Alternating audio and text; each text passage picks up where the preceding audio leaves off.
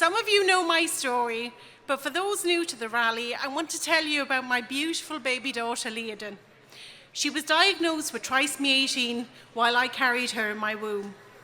She remained there snug and safe and warm until it was her time to say goodbye. The doctor told me she was incompatible with life, that ugly, dehumanizing, meaningless phrase, even as I felt her move, kick, and dance. I said to him almost without thinking, but she's compatible with me.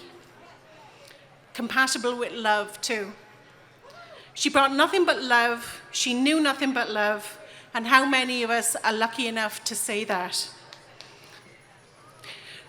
A top consultant in Dublin told me I could pop over to England to have her aborted, to end her life. What a foolish man.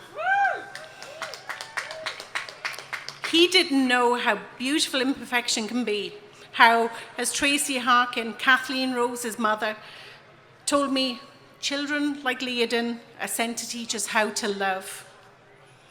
Ending her life was never an option. How could we not give her every chance? And doesn't everyone deserve that? I'm not trying to sugarcoat it. There was days when my heart felt torn to pieces at the cruelty of how short her life would be. There was anguish that still stops me in my tracks when I think of it. But I know this. If I had aborted her as that doctor advised, I think I never would have recovered.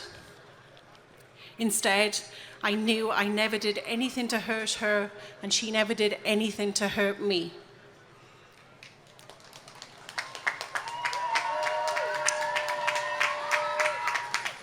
He didn't understand, that doctor, that if my love could have saved her, she would have lived forever. That we wanted to just pour a lifetime of love into our short time with her. So we left him and we went to a lovely pro-life doctor in Waterford who loved us both. And doesn't every mother, and especially those mothers who are in distress and fear, deserve that? A doctor who wants to help instead of simply telling you to kill your baby.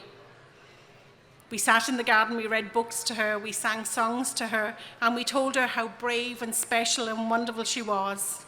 And then one day, at 32 weeks old, her movement stopped, and she was born. Tiny and beautiful, with eyelashes to die for, and black curly hair, and a real grumpy look on her face. The house was full for days with people coming to see tiny Liadhan, who made such a big impact on the world. She inspired me as much as everybody else. And because of her little life, I got involved with Every Life Counts. And now we have helped almost 200 families like me. Kind of families that are in most danger of being pushed towards abortion, to choose life and love and healing after loss for their infinitely precious, infinitely important, and infinitely valuable babies. You see, cases like mine and babies like Liadhan are actually very rare. Yet we are used horribly, horribly used, like a battering ram to the eighth.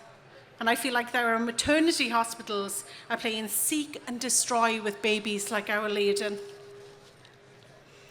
We look at the case of baby Christopher, aborted because the National Maternity Hospital misdiagnosed him with trisomy 18, even though later tests showed he was perfectly healthy.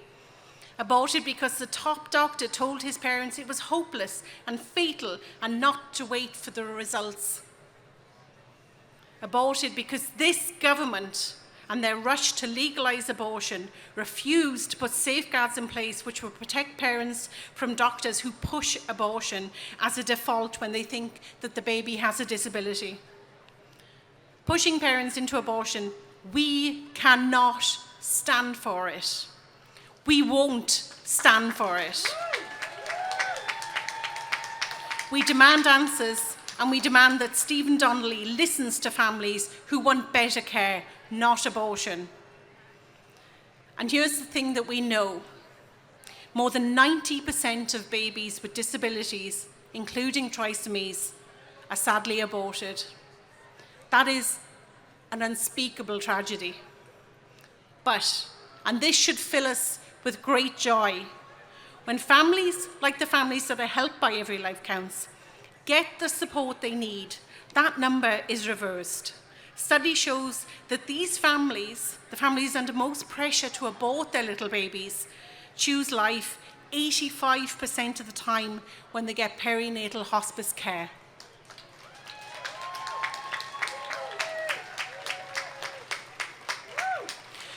We can save 85% of these very sick babies from abortion if the doctors just love them both. If the government protects families, so let's hold this government to account. Let's choose love over abortion, choose life over death, and let's make every life count.